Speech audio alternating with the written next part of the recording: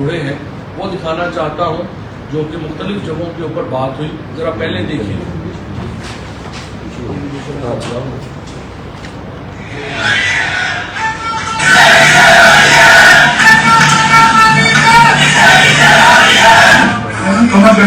صاحب آپ نے ہماری اچھی بنی چلتی حکومت کو رخصت کروایا. ججوں سے زور زبردستی فیصلے آپ نے لکھوائے. ابھی نندن جی کیا بات کرتے ہیں. چیف آف آرمی صاحب تشریف لائے, پیر کانپ رہے تھے, پسینے ماتھے پہ تھے.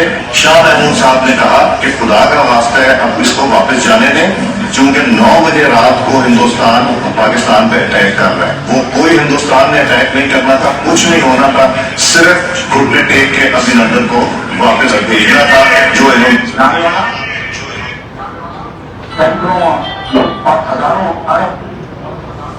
ارب tens of thousand of billions of rupees dollar جو ہے ہم نے پچھلے امن صاحب کے دکھائی دے سے پہلے لیکن آج بھی یہ پوری کمیونٹی کے ساتھ اپنا سینہ چھوڑا کر کے 10 بجے کو پیش کر رہے ہیں اور بات رہے ہیں. قوم کی ہڈیوں میں سوچ سکتا ہے نچوڑ دیا ہے اور بات کیا ہے. اگاڑ دیا اس پاکستان کو, برباد کر چکا ہوں اس پاکستان کو, تباہ کر دیا اس پاکستان کو, لہو کر دیا پاکستان کو. نواز شریف اب پاکستان تم ٹھیک کرو, خراب کریں یہ فوج کے جنرل اور ٹھیک کریں نواز شریف.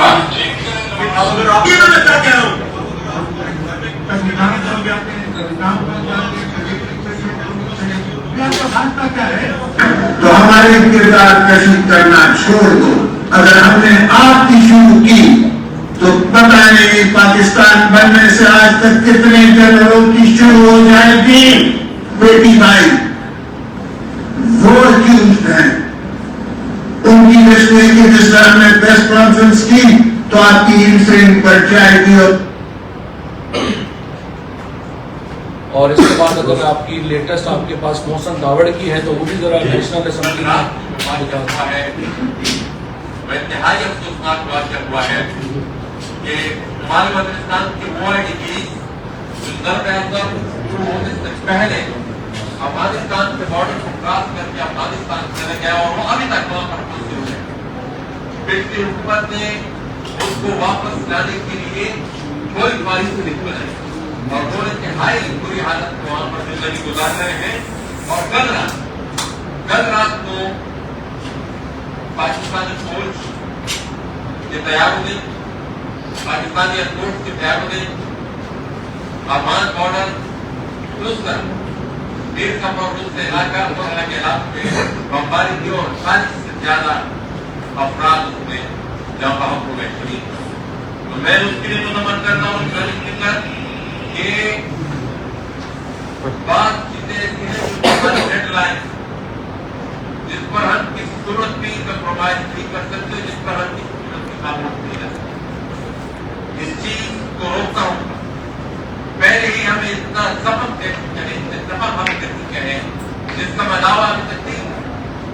وہ جو جٹ تیاروں کی بمباریاں ہیں جو کہ پورے کے پورے شہر بریامد کیے گئے ہیں, اس کا میں دعویٰ ابھی تک نہیں. اور اوپر سے یہ پھر یہ بمباریوں کا سلسلہ شروع ہوا تو یہ انتہائی افسوسناک ہے.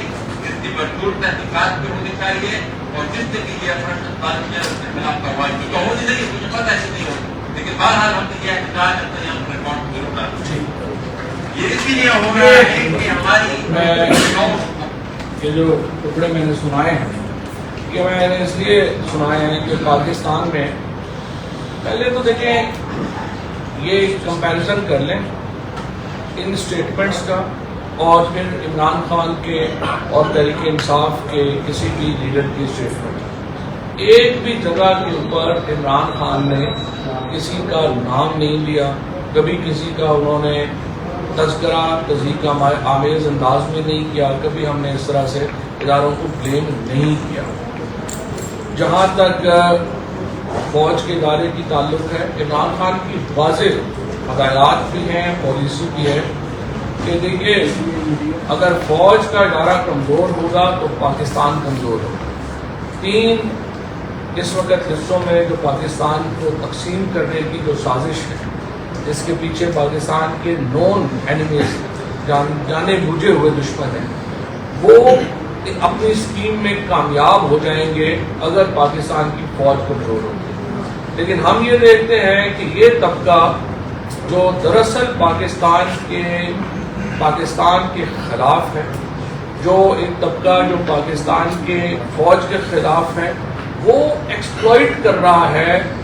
और पाकिस्तान की सबसे बड़ी पार्टी और सबसे बड़ा लीडर पाकिस्तान की जो इमरान खान पाकिस्तान की उम्मत मुसलमा के लीडर, उनको अगर आप इस तरह से इस वक्त के प्राइम मिनिस्टर ये बयान देंगे और उनके बयानात को इस तरह से सियासी इस्तेमाल की कोशिश करेंगे, उसके ऊपर रिटेलिएशन आएगी। और ये रिटेलिएशन सिर्फ पाकिस्तान की जो तबका है उस तक महदूद नहीं रहेगी, ये पाकिस्तान में हर जगह पर महसूस होगी। लिहाजा पहली बात तो यह है कि मैं शहबाज शरीफ साहब को, अपने प्राइम मिनिस्टर को ये मशवरा दूंगा कि वो ऐसी गुफ्तगू से इज्तनाब करें। और मरियम नवाज की बातों को संजीदा हम नहीं ले रहे, लेकिन ये जो गुफ्तगू आपने की है ये काफ़ी नहीं है। मरियम नवाज को की या गुफ्तगू के ऊपर वो खुद माफ़ी मांगे, या उनकी पार्टी जो है, क्योंकि वो अभी पार्टी की ओहदेदार भी हैं जहाँ तक मेरा मालूमात है, उनकी पार्टी उनकी तरफ से माफ़ी मांगे और कौम से ये माफ़ी जो है उनको मांगनी चाहिए। ये कहना काफ़ी नहीं है कि उनकी बातों को संजीदा ना लिया करे, वो बिल्कुल जो है वो गैर संजीदा खातून है, ये तो हर एक को ही पता है, इसमें तो ये कोई नया इंकशाफ नहीं है। लेकिन ये नहीं हो सकता कि उनको गैर संजीदा करार देकर आप आगे बढ़ने की कोशिश करें। आपको उनकी बयानात जो है उसके ऊपर माफ़ी हर सूरत में जो है वो मांगनी होगी। जहाँ तक पाकिस्तान के सियासी हालात का ताल्लुक है, वो दगरगूं और उसकी वजह से पाकिस्तान की मईशत जो है वो भी एक इंतहाई बुरे हालात का शिकार है।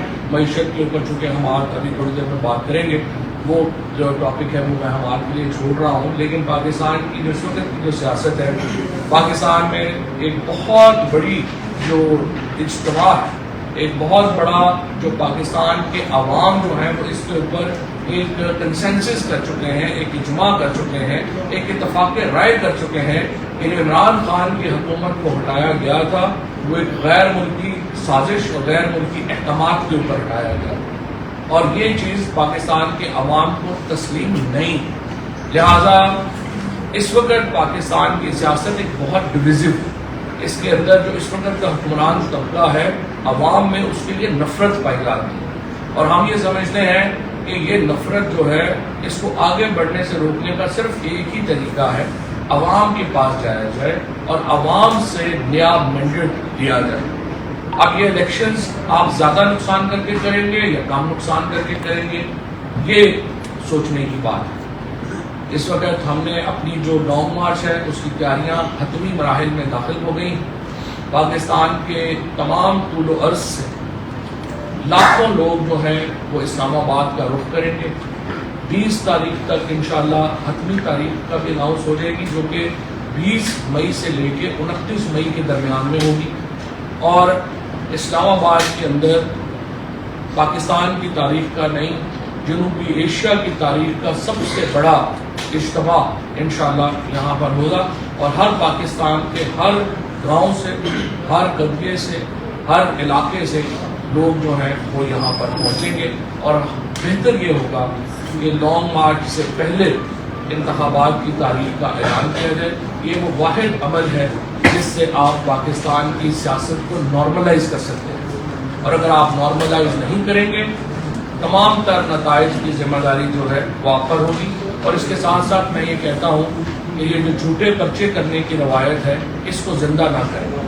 आपकी हुकूमत वो पहली हुकूमत है प्राइम मिनिस्टर साहब जिसने तौहीन मजहब के कवानीन अपने सियासी मुखालफों के खिलाफ इस्तेमाल किया।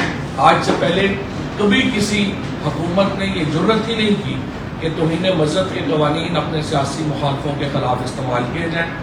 उसके अलावा इस वक्त जो यहाँ पर सेंसरशिप है, ARY को जिस तरीके से बंद किया गया कल के जलसे में, उसके बाद मुख्तलिफ टेलीविजन चैनल्स के ऊपर जो इस वक्त सेंसरशिप लगाई गई, جس طریقے سے اینکرز کو نوکریوں سے برخاست کرنے کی دھمکیاں دی گئی، اونرز کو ان کے بزنسز تباہ کرنے کی بات کی گئی، یہ پاکستان کی تاریخ کا بدترین دور ہے، اور یہ چند ہفتوں میں یہ سب کچھ، اور انشاءاللہ یہ چند ہفتے بڑی جلدی ختم ہونے والے ہیں۔ پاکستان کی معیشت کی جو تباہی ہے اس کے اوپر میں اب ہمارے رضا صاحب کو کہوں گا۔ شکریہ جی۔ جس طرح پاکستان کی خود مختاری پہ حملہ کیا گیا اور ایک رجیم چینج پاکستان میں لایا گیا، تو ایسی ہی صورتحال اب ہمیں معیشت پہ نظر آ رہی ہے۔ 1 ماہ گزر گیا ہے اس حکومت کا، اور جب سے ووٹ آف نو کانفیڈنس کو ٹیبل کیا گیا تھا پارلیمنٹ میں، تب سے لے کے اب تک 5.7 ارب ڈالر آپ کے اسٹیٹ بینک کے فارن ایکسچینج ریزروز میں کمی آ رہی ہے۔ اس کے علاوہ شرح سود جو ہے وہ 2009 سے لے کے اب تک کی بلند ترین شرح پہ ہے۔ اسی طرح مہنگائی کی شرح جو ہے پچھلے 1 ماہ میں وہ بھی بلند ترین سطح پہ پہنچ چکی ہے۔ آپ سب کو پتا ہے کہ آٹا، مرغی، پیاز اور باقی کھانے پینے کی اشیاء جو ہیں ان کی قیمتیں آسمان کو چھو رہی ہیں، اور ایڈمنسٹریشن جو ہے وہ بالکل نہ فیصلہ سازی کر پا رہی ہے اور نہ ہی وہ کسی قسم کا اس کے اوپر حکمت عملی بنا پا رہی ہے۔ جو سب سے زیادہ تشویش کی بات ہے وہ یہ کہ معیشت کی کوئی سمت نظر نہیں آ رہی۔ فائنانس ڈویژن کے اگر افسران سے آپ بات کریں تو وہ کہتے ہیں کہ لندن میں بیٹھا ایک شخص وہ ایک فرق اکنامک پالیسی ڈکٹیٹ کر رہا ہے، اور اسلام آباد میں جو بیٹھے ہیں وزراء ان کی سوچ فرق ہے۔ IMF کے معاملے کے اوپر ابہام پایا جا رہا ہے اور ابھی تک کوئی فیصلہ سازی نہیں ہو پا رہی۔ پیٹرول اور ڈیزل کی قیمتوں کے اوپر ابہام پیدا کیا گیا، جس سے آج بھی ڈیزل کی شارٹیج ہے اور ذخیرہ اندوزی ہو رہی ہے۔ اسی طرح نالائکی اور بد انتظامی کے باعث بالکل ایک غیر ضروری رمضان میں لوگوں کو لوڈ شیڈنگ کی اذیت سے گزارا گیا، جو کبھی پاکستان میں پہلے نہیں ہوا تھا۔ آج اسٹاک مارکیٹ جو ہے وہ 1300 پوائنٹ کریش کر گئی ہے، اور پچھلے 11 ٹریڈنگ سیشنز میں وہ کلیکٹیولی 2900 پوائنٹس کریش کر چکی ہے۔ صرف آج پاکستانی روپیہ 1 روپے 25 پیسے ڈالر کے مقابلے میں انٹر بینک ریٹ میں کمزور ہو چکا ہے۔ میں سمجھتا ہوں کہ اگر اسی طرح بے ہنگم اور ابہامی کیفیت کو برقرار رکھا گیا تو یہ معیشت زیادہ دیر نہیں چل سکتی۔ اور اب آپ اس کا ذرا موازنہ کریں کہ 2 ماہ پہلے نئے پاکستان میں کیا ہو رہا تھا۔ 2 ماہ پہلے نئے پاکستان میں 5.5% اکنامک گروتھ دوسرے سال میں رجسٹر کر رہے تھے ہم۔ 4 مارچ کو 22 ارب ڈالر اسٹیٹ بینک کے ریزروز میں پڑے تھے اور آہستہ آہستہ بڑھ رہے تھے۔ اکنامک جو ہمارا ایکسپورٹس ہیں 32 ارب ڈالر، ریمیٹنسز 31 ارب ڈالر تاریخ کی بلند ترین شرح پہ پہنچ چکی تھی، عالمی ادارے تعریف کر رہے تھے۔ لیکن پھر جب پرانا پاکستان آیا تو جو اس وقت یہ تباہی برپا ہے ملک میں، یہ تو کرونا کے دور میں بھی معیشت کا یہ حشر نہیں ہوا تھا جو انہوں نے اپنے 1 ماہ کے اندر ایک بے یقینی کی صورتحال اور بے ہنگم جو معیشت کو چھوڑ کے فیصلہ سازی نہ کر کے اس نہج تک پہنچا دیا۔ تو جس طرح پاکستان کی خود مختاری کو بچانے کے لیے اب الیکشنز کی طرف جانا ضروری ہے، اب پاکستان کی معیشت کو بچانے کے لیے بھی الیکشنز تک جانا ضروری ہے۔ میں یہاں پہ یہ بھی کہہ دوں کہ یہ جو مہنگائی بڑھ رہی ہے اس کا ایک توڑ یہ بھی تھا کہ آپ روس سے سستی LNG اور سستا گیس اور سستا تیل لیتے ہیں، جس کے ہم نے جس کا باقاعدہ جب میں وزیر تھا توانائی کا تو باضابطہ طور پہ ہم نے اس کے مذاکرات شروع کیے۔ وزیر اعظم عمران خان صاحب نے اس کی 2 میٹنگز خود چیئر کی اور اس پہ بریفنگز لیں، اور اپریل کے اندر ہم پہلی کارگوز پاکستان میں لانے کا سستے تیل کی پلان کر رہے تھے، ہم نے ایم کیا ہوا اور اب مئی آ گیا ہے، اور ہمارے جانے کے بعد ان مذاکرات کو کسی نے کنٹینیو نہیں کیا کیونکہ ان کی کام پہ ڈالا۔ تو لہٰذا اگر انہوں نے ایسے ہی معیشت چلانی ہے تو یہ صرف پاکستان کی خود مختاری پہ حملہ نہیں کیا گیا، یہ پاکستان کی معیشت پہ بھی حملہ کیا گیا رجیم چینج کے ذریعے، اور اب جتنی جلدی ہو سکے انتخابات کرنے چاہیے اس سے پہلے کہ نقصان مزید ہو جائے۔ سر یہ بتائیے گا 20 تاریخ کو پنجاب کے جو مراکین ان کے بارے میں الیکشن کمیشن نے ڈیسیژن لیا، آپ نے 20 تاریخ کے بعد ہی اپنا لانگ مارچ جو ہے اس کے حوالے سے خان صاحب نے کہا کہ وہ ڈیٹ آپ کو اپنے کارکنان کو بتائیں گے۔ کیا آپ لوگوں نے وہ 20 کے الیکشن کمیشن کے فیصلے کے حساب سے اسٹریٹجیز بنائی ہوئی ہیں، یا کہ فیصلہ اس طرح سے آئے گا تو اس کی اسٹریٹجی کوئی اور ہوگی یا دوسرے طریقے سے؟ اور دوسرا سر ایک اور اس کے ساتھ کہ کیا سر یہ ممکن ہے کہ حکومت جو موجودہ حکومت ہے جس طرح سے علاقوں کا اس سارے سیاسی معاملات میں کردار آ رہا ہے، تو کیا آپ کے اس لانگ مارچ کے اوپر بھی عدالتوں سے حکومت اگر رجوع کرتی ہے تو آپ کی اس بارے میں بھی تیاری ہے؟ لیکن جی وہ تو ہم نے ہر جگہ جو لیگل ٹیم کریٹ کرتی ہیں جو لانگ مارچ میں جہاں جہاں پہ تکلیف ہو رہی ہے وہ عدالتوں میں جا رہے ہیں. اصل بات یہ ہے کہ یہ جو فیصلہ آپ کہہ رہے ہیں یہ تو منگل اور بدھ کو لگا ہوا ہے. یہ تو بدھ کو فیصلہ ہونا چاہیے. الیکشن کمیشن کو قطعی طور پہ آگے نہیں کرنا چاہیے. جو ایم پی ایز ہیں ان کا تو ریکارڈ اویلیبل ہے, انہوں نے دیے ہیں سارے, اور یہ بدھ کو ہر صورت الیکشن کمیشن مہربانی کرے اس کا فیصلہ کرے. یہ بنیادی بات ہے جس کی وجہ سے جو تمام پاکستان کا پولیٹیکل کرائسس ہے وہ لوٹوں کے کیس فیصلہ نہ ہونے کی وجہ سے ہو رہا ہے, اور یہ باتوں کو چاہیے کہ اس کا فوری فیصلہ کریں. الیکشن کمیشن کو چاہیے اس کا فوری فیصلہ کریں. سر یہ فرمائیے گا صاحب کہ حکومت کی جانب سے یہ کوشش کی جا رہی ہے ہماری اطلاعات کے مطابق کہ آپ کے جو جلسوں کا شیڈول جاری ہو چکا اس کو کسی کے وہ جلسے جو سے وہ ریپ اپ کیے جائیں یا ان کو نہ ہونے دیا جائے. اس حوالے سے دوسرا میرا کوشچن ہے حماد صاحب سے کہ اسحاق ڈار صاحب یہ منشا ہے ان کی یا انہوں نے یہ کہا ہے کہیں کہ وہ جون اینڈ تک $160 تک لے آئیں گے. ایسی کون سی ڈیڈکشن کی آپ کی؟ Thank you sir. دیکھیں میں تو حیران ہوں کہ جس طرح جو معاشی پالیسیز انہوں نے برقرار رکھی ہیں. ٹی وی انٹرویو میں سن رہا تھا, انہوں نے کہا کہ جی ایکسپورٹس نہ بھی بڑھیں تو کوئی بات نہیں, ہمارے دور میں امپورٹس کی قیمت کم تھی اور روپیہ جو ہے وہ اوور ویلیو کر دیں تاکہ دوسرے ملکوں کی ایکسپورٹس کو سبسڈائز نہ کیا جائے. دیکھیں یہ کوئی سنجیدہ آپ معاشی ماہر سے پوچھ لیں تو ایسے شخص کو تو فائنینس ڈویژن کے 2 کلومیٹر کے ریڈیس میں قریب نہیں آنے دینا چاہیے, کیونکہ وہ ان کی سوچ تو اتنی خطرناک ہے. اور میں آپ کو بتاؤں کہ اگر مارکیٹ ڈریون ایکسچینج ریٹ ہوتا پچھلی حکومت میں تو جب 2016-17 میں آئل پرائسز کریش کی تھی تو ہم ریزروز بلڈ اپ کر سکتے تھے. ہم ریزروز بلڈ اپ کرنے کے بعد اپنی امپورٹس کو ماڈریٹ کر سکتے تھے اور ہمیں پھر اکنامک اسٹیبلائزیشن میں جانے کی ضرورت نہیں تھی. یعنی جو 2017-18 میں اکنامک کریش آیا نون لیگ کے دور میں وہ بھی اوائڈ کیا جا سکتا. اور اب میں حیران ہوں کہ وہ سب سے انہوں نے کچھ نہیں سیکھا اور اب وہ دوبارہ وہی ریسیپی سامنے لے کے آ رہے ہیں جو اس ملک کی معیشت کو تباہ کر دے گی. اور جو سب سے زیادہ خطرناک بات یہ ہے کہ وہ ڈکٹیٹ کر رہے ہیں وہاں سے بیٹھ کے پاکستان کی اکنامک پالیسی لندن سے بیٹھ کے.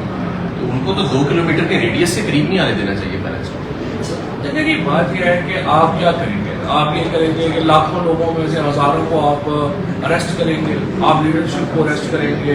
آپ کیا, سوال یہ ہے کہ اس سے ملک میں تقسیم بڑھے گی یا کم ہوگی. جو اس وقت حالات ہیں اس میں ملک میں تقسیم بڑھے گی. So not as a P T I کے نقطۂ نظر سے نہیں, یہ کام پاکستانی کے نقطۂ نظر سے. اور وہ تمام انڈیپینڈنٹ لوگ سوائے اس کے کہ جن کی نوکریاں لگی ہوئی ہیں اور وہ لوگ وہ 7-8 صحافی بھی جو بیچارے پے رول کے اوپر آنے کی کچھ آنے کی کوشش کر رہے ہیں, کچھ جو ہے وہ لگے ہوئے ہیں. ان کے علاوہ پورا پاکستان اس وقت متفقہ رائے ہے کہ سوائے الیکشن کے اور فوری الیکشن کے کوئی اور حل نہیں. اور ہمیشہ جب کرائسس بڑھتا ہے آپ الیکشن کی طرف جاتے ہیں. مجھے تو سمجھ نہیں آتی کتنے کون سے بزرگ مہر ہیں جو لگے ہوئے ہیں کہ اور آپ الیکشن سے بھاگ رہے ہیں. اگر آپ کی اوقات نہیں ہے, کسی سیاسی جماعت کی یہ اوقات نہیں ہے کہ وہ الیکشن لڑ سکے, وہ حکومت کیسے چلائے گی؟ وہ اپنا بند کرے اور گھر جا کے کوئی اور کام کرے.